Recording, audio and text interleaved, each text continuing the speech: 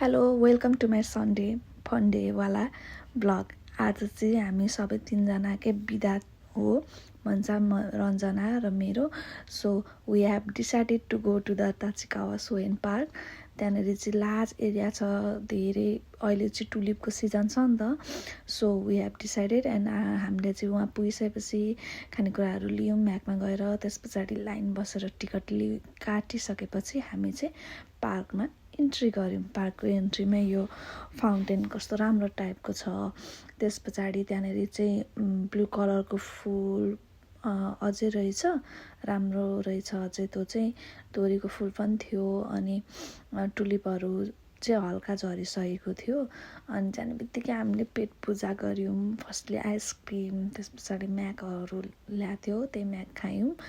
And after that we have click so many photos. हामीले चाहिँ मजाले टन्नै फोटो खिच्यौँ। त्यस पछाडि घुमिसकेर हामी घर फर्क्यौँ। Thank you for watching.